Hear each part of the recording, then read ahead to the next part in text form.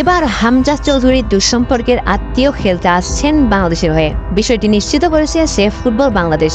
বাংলাদেশের নাম্বার 9 পজিশনের তীব্র সংকটের এই মুহূর্তে জাহানের ইনক্লুশন বেশ পজিটিভ একটা আবহ নিয়ে আসতে পারে জাতীয় দলে। তাকে বাংলাদেশে আনার ব্যাপারে কাজ করছে কনফিয়েন্সা স্পোর্টস ম্যানেজমেন্ট।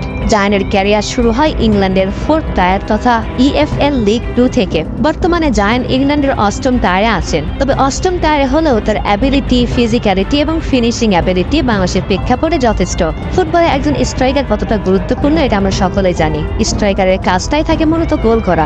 আমরা যদি বাংলাদেশ ফুটবল টিমের দিকে একটু নজর দেই তাহলে বুঝতে পারবো একজন ফরওয়ার্ডের অভাব কতখানি। আক্রমণ ঠিকঠাক ভাবে হলেও নাম্বার 9 এর অভাবের কারণে গোল খরায় ভোগে বাংলাদেশ। এই সমস্যার সমাধান যেন কিছুতেই মেলাতে পারছেন না বাহুপের সাথে সংশ্লিষ্ট সকলেই। তবে এবার আসতে চলেছে একটি সুখবর। বাংলাদেশের নাম্বার 9 সংকটের অন্যতম সমাধান হতে পারেন জায়ান হাকিম। 26 বছর বয়সী লেফট ফুটেড এই স্ট্রাইকার তার দাদার দিক থেকে বাংলাদেশি রক্ত বহন করছেন। জায়ান বর্তমানে খেলছেন অ্যান্টেসি নোমাডাস FC এর হয়ে, যেটা কিনা ইংল্যান্ডের 8ম টায়ারের ক্লাব। জায়ান হাকিমের বাংলাদেশে আসার অন্যতম কারণ হলো হামজা চৌধুরী। মূলত হামজার থেকে অনুপ্রাণিত হয়ে তার বাংলাদেশে আসার আগ্রহ জাগে। সেফ ফুটবল বাংলাদেশের তথ্য অনুযায়ী হামজা চৌধুরীর দুঃসম্পর্কের আত্মীয় হন জায়ান হাকিম। জায়ান হাকিম ইতিমধ্যে ডুয়েল সিটিজেনশিপ নিয়েছেন। তিনি অ্যান্টিগা অ্যান্ড বারবুডা ন্যাশনাল টিমের হয়ে 2টি ম্যাচ খেলেছেন।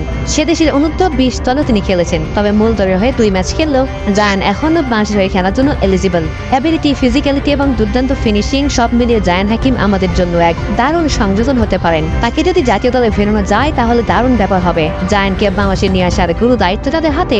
সে বাহুপের দিকে এখন তাকিয়ে আছি আমরা। জায়ান হাকিম ফিফা র্যাঙ্কিং এর 159তম দল অ্যান্টিগা অ্যান্ড বারবুডার হয়ে 2টি প্রীতি ম্যাচ খেলেছেন।